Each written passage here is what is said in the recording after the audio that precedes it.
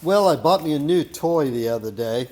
Um, I started off, I was going to go to Harbor Freight and buy one of their 90 amp Flux Core welders. And they had them on sale Black Friday for, I think it's $84.99. And I think that's their low price now. They used to be, you could get them a couple times a year for $79.99. But I think 84 is their new price for them. Anyway, after I paid tax and stuff,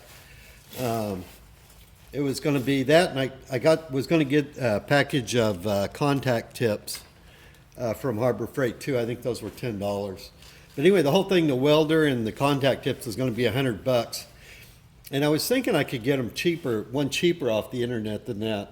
So I went ahead and I didn't buy the one from Harbor Freight. And I went online, I found this one.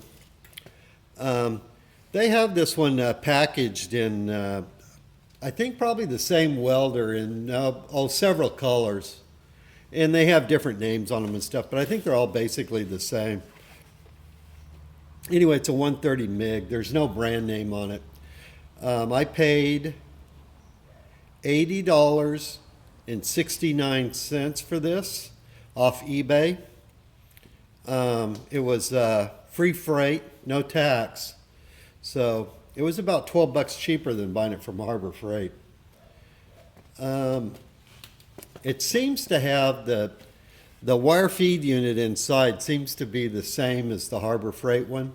So it's either a clone or they're manufactured by the same company or whatever. But the only difference between this one and the Harbor Freight is this one's a hot wire. Where the Harbor Freight one has a relay. This one here, the wire is constantly hot. So if you touch this, even without pulling the trigger, it'll pop. That's not that big a deal to me because I just remember and cut them short. And, don't leave a whole bunch sticking out the end. And that way you don't have a tendency to touch it. It does have a nice, pretty nice gun though. I like the shape of the gun, and it feeds pretty good. When I got this, it came with 35 thousandths wire. Oops. And I think it was, I'm looking around to see if I can find the wire. Yeah, I'm thinking it's probably, no, there could be a pound on there. Must be about a pound. And anyway, it comes with a pound of wire, 35 thousandths, and it's the general purpose. Yeah, there it is. And anyway, it's a general purpose wire, I think. Anyway, and then I bought some 30. But anyway, I was welding with it, and when it was cold, it would weld pretty good. But as soon as it started to warm up a little bit, it started having wire feed issues. And so I kind of played around with that. I sprayed some silicone lube in there where the holder for the wire is, so it would rotate smoothly on there. And I still having problems. Well, it comes down to, let me show you.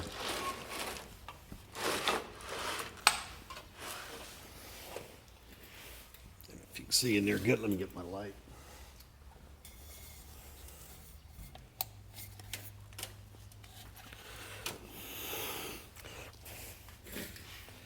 What they do on these machines, this is the primary that goes to the ground connection, and this is the primary that goes to the gun. And what they do is, if you look, they hook the circuit board to these two wires. Here's the other one I cut off, and they're driving their wire feed off the secondary on the transformer. And the problem with that is, as soon as your wire makes contact, then the voltage here sags drastically, which affects your wire feed rate. So it's constantly in battle, wire feed rate versus the transformer sagging. So anyway, this other welder I have over here, my Daytona MIG, it's the same way. It's set up the same way, and I've had trouble with it, but it wasn't as bad as this one. So anyway, what I did is if you look in here, I've got a transformer, just one of them little transformers you plug in the wall. This is a 20-volt one. So I think anywhere from 12 to 28 volts it'd probably work. And all I did was I cut these two wires. This one here is the one that goes in and feeds to the circuit board there. And then this black wire that comes off here, this would normally go to the gun. Well, this wire here and this other black wire go to the trigger on the gun. So I just cut this wire loose from here, cut that wire loose from there, and I connected that to this transformer. This is a 20-volt AC output, 120-volt input. And I'm driving using this little transformer pack to drive this motor on the wire feed unit. Let me turn it around.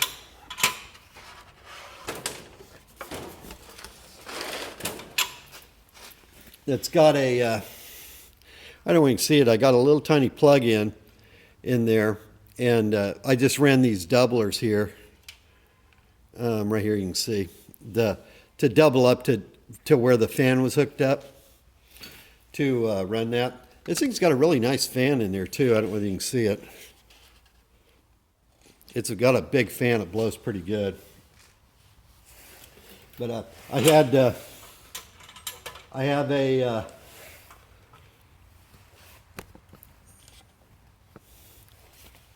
an 11-pound spool of wire, but it won't fit in here, so I had to make a spool. I wanted to try that stuff out. This is a Lincoln. It's the same. It's the same as this, only in 35 thousandths. That NR-211-MP, but it's in 35 thousandths, so it's bigger wire.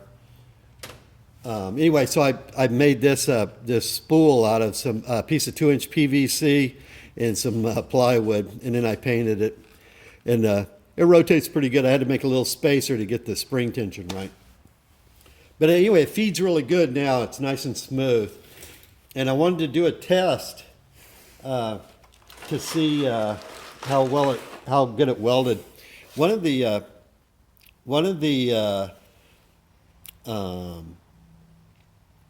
advantages to this over to the Harbor Freight one is this one has 4 temperatures. It has a minimum and maximum and a 1 and a 2 setting on each one. So I think the Harbor Freight one, it has 2 settings, and it's if I remember correctly, they're like 60 and 90 are the two amperages, and I think on this one it has 1 lower and 1 higher, so it would probably be like the lowest one would probably be a 40, 60, 90, and 120. That would probably be the 4. And I don't know if you can read that or not. Let me get a little closer maybe.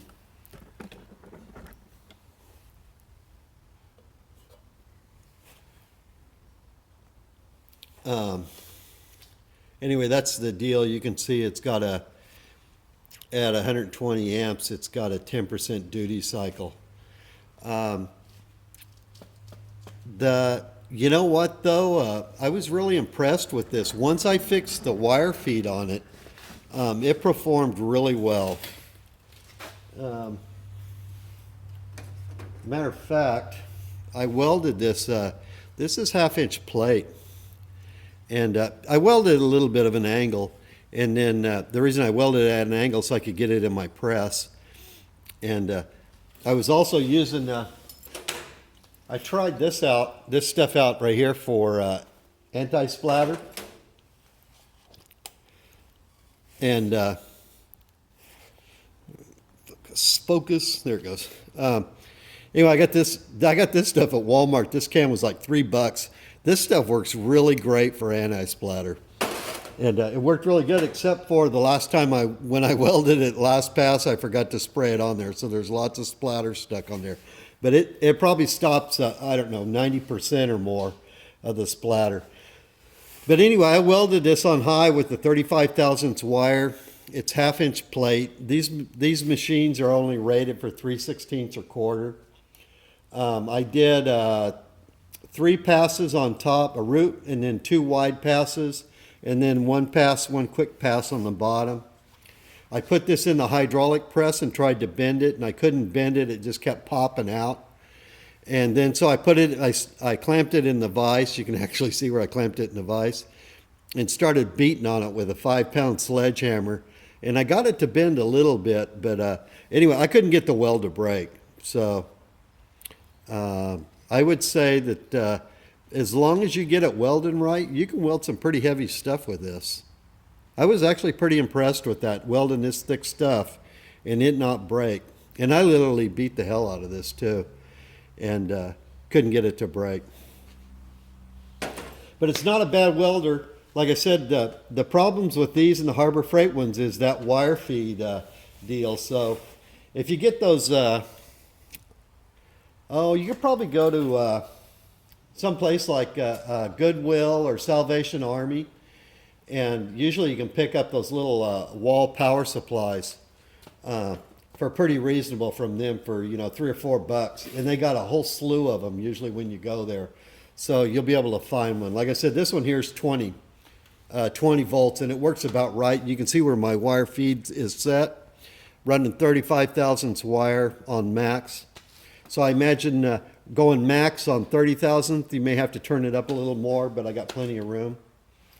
Also too, I welded this. I made a root pass. This was V'd out. I had it V'd out. I did a root pass, went over and chipped it out and cleaned it on the wire wheel.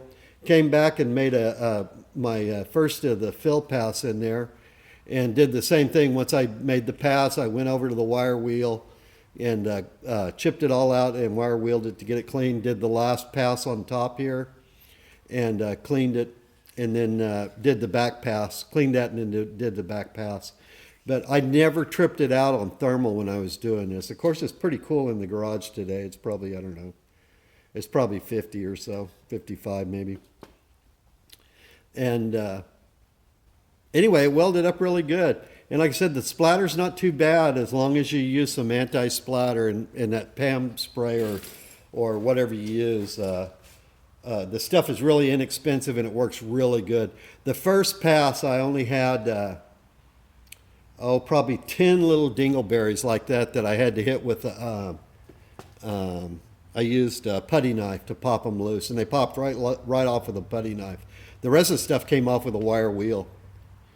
So, and all this stuff would have come right off too if I would have remembered to put it back on there the last pass, but I forgot. But it's a pretty good welder, I think, for the price.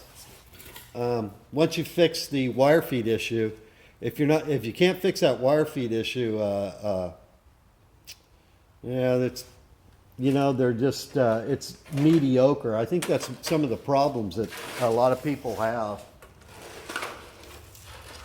But it's not that hard. Like I said, it's not that hard to fix it.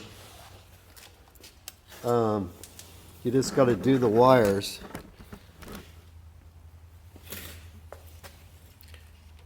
I originally cut this off too. When I was doing my original testing, I noticed that this one connector was getting a little warm. But anyway, that's where the one wire connects, and then this other secondary that goes to the gun, there's the wire that actually goes to the trigger. And you just tie those in with the transformer. I just wire nutted them in there, and that goes to that transformer. And then this is normally this little plug. I don't know whether you can see it in there. That's a single plug, like a wall plug, but it's a single. I stole that out of an old piece of refrigeration equipment. But you can get a regular cord in and just plug it in if you wanted to. Or you could strip it out. But it feeds, now it feeds really smooth. It welds really smooth. Pretty good deal. I don't have any, I don't have any problem suggesting somebody buy one of these now. If you can fix that yourself. If you can fix that and don't mind using Flux Core, like I said, use the anti-spatter spray so you can clean your stuff up easier. And take your time, clean up the slag in between welds. You can do some pretty heavy duty welding. And I mean, that'll do. That's 1/2-inch plate, so you can pretty much weld anything you want to. I was thinking that when I welded this, I was going to preheat it with a torch and some MAP gas.